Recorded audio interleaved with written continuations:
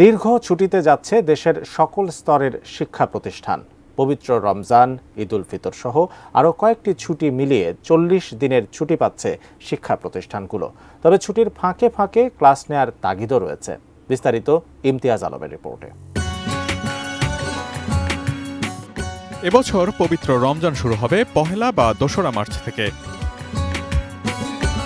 ২৮ ফেব্রুয়ারি ও পহেলা March শুক্র ও শনিবারের ছুটি থাকায় শিক্ষা প্রতিষ্ঠানগুলোতে সর্বশেষ ক্লাস হবে ২৭ ফেব্রুয়ারি বৃহস্পতিবার। এরপর পবিত্র রমজান, ঈদুল ফিতর সহ আরও কয়েকটি ছুটি মিলিয়ে ৪০ দিনের দীর্ঘ ছুটিতে যাচ্ছে দেশের প্রাথমিক, মাধ্যমিক ও উচ্চ মাধ্যমিক শিক্ষা প্রতিষ্ঠানগুলো। এছাড়াও আগামী ১০ এপ্রিল থেকে শুরু হতে যাচ্ছে এসএসসি ও সমমান পরীক্ষা। যেসব প্রতিষ্ঠানে এসব পরীক্ষার কেন্দ্র রয়েছে সেগুলোতে ২ মাস ১০ দিনের লম্বা ছুটি থাকবে। শিক্ষাপঞ্জি বিশ্লেষণ করে দেখা গেছে, পবিত্র রমজান মাস, শুভ দোলযাত্রা, স্বাধীনতা দিবস, জুমাতুল বিদা, শবে কদর ও ঈদুল ফিতরের ছুটি ২ মার্চ থেকে শুরু হয়ে শেষ হবে ৮ এপ্রিল। সে হিসেবে একটানা বন্ধ থাকবে ৪০ দিন। কোয়ালিটি সম্পন্ন আন্তর্জাতিক মানের still bar CSRM, committed for better still. শিক্ষা প্রতিষ্ঠানের প্রধানরা জানান, এসব ছুটির ঘোষণা দিয়ে রাজধানীর বিভিন্ন শিক্ষা প্রতিষ্ঠানে এরই মধ্যে ছুটির নোটিশ টানানো হয়েছে।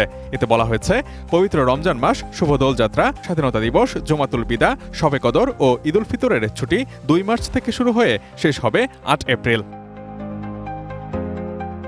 এ বিষয়ে মাধ্যমিক ও উচ্চশিক্ষা অধিদপ্তরের উপপরিচালক মোহাম্মদ ইউনুস ফারুকী বলেছেন, রমজান ও ঈদুল ফিতর সহ আরও বেশ কিছু ছুটি মিলিয়ে প্রায় ৪০ দিনের ছুটি শুরু হবে। সরকারি শিক্ষাপঞ্জি অনুযায়ী এই ছুটি থাকবে। এই ছুটি সরকারি, বেসরকারি সব পর্যায়ে স্কুলের জন্য প্রযোজ্য।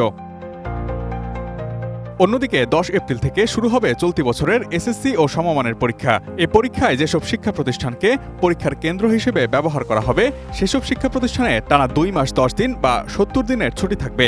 শিক্ষা প্রতিষ্ঠানের প্রধানরা জানান, মাধ্যমিক ও উচ্চশিক্ষা অধিদপ্তর থেকে শিক্ষা প্রতিষ্ঠানগুলোকে পরীক্ষার ফাঁকে ফাঁকে ক্লাস নেওয়ার জন্য তাগিদ দেওয়া রয়েছে।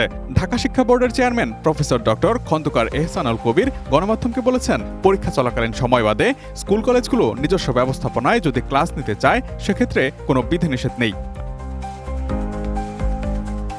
এদিকে রমজানের পবিত্রতা রক্ষা করে ২০ রমজান পর্যন্ত দেশের সব শিক্ষা প্রতিষ্ঠানে শ্রেণী কার্যক্রম চালু রাখার দাবি জানিয়েছে অভিভাবক ঐক্য ফোরাম। সোমবার বিকেলে সংগঠনটির সভাপতি জিয়াউল কবির দুলু ও সাধারণ সম্পাদক সেলিম মিয়া মাধ্যমিক ও উচ্চশিক্ষা অধিদপ্তরের মহাপরিচালক অধ্যাপক ডক্টর আজাদ খানের কাছে এ বিষয়ে স্মারকলিপি জমা দেন।